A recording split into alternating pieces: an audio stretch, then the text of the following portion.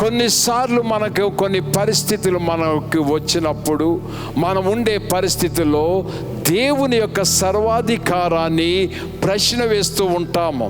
ఇటువంటి పరిస్థితుల్లో యోబు ఒకడు. యోబుకు వచ్చిన అతడే అన్నిటిలోనూ, పట్టణంలోనూ, పొలంలోనూ, అలాగే ఊరి వాడ ఆర్థిక పరముగాను, కుటుంబ పరపతి ప్రకారము ఏ రీతిగా చూసుకున్నా మంచి స్థానంలో ఉన్నాడు.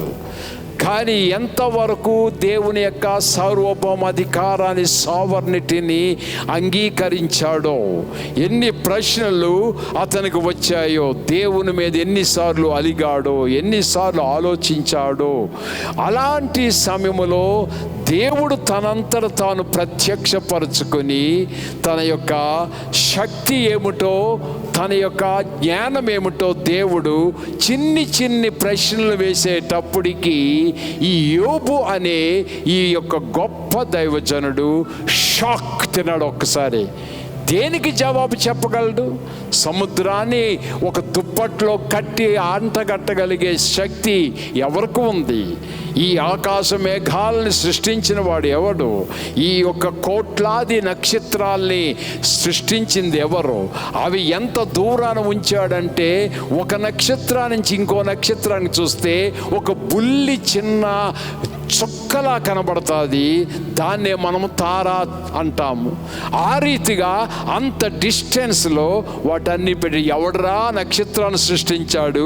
ఎవడరా అంత దూరంగా పెట్టాడు? ఎందుకురా అంత దూరంగా పెట్టాడు? ఒక్క నక్షత్రం 1 మిల్లీమీటరు కదిలి దగ్గరికి వస్తే ఇంకో నక్షత్రం భస్మమైపోతుంది, భూగోళమే బూడిదైపోతుంది. అయినా కానీ దేవుడు ఎంత సర్వాధికారంటే, నక్షత్రమా అక్కడే ఉండు, చందమామా నువ్వు అక్కడే ఉండు, సూర్యగ్రహమా అక్కడ ఉండు, ఒక్క అడుగు కాదు, 1 మిల్లీమీటర్ కదలమాక, నా ఆజ్ఞ లేనిదే కదలకు. ఇప్పటికి కూడా అక్కడే ఉన్నాడు ఆ సూర్యుడు, ఇప్పటికి కూడా అక్కడే ఉంది ఆ చందమామ, ఇప్పుడు కూడా అక్కడే ఉంది అంగార నక్షత్రం. అవి ఎక్కడివి అక్కడే ఉన్నాయి, ఒక్క ముక్క కదలడం లేదు. ఎవరికండి అధికారం ఉంది ఇప్పుడు? నీవు దేవుడు కాదు, ఆయనే దేవుడు.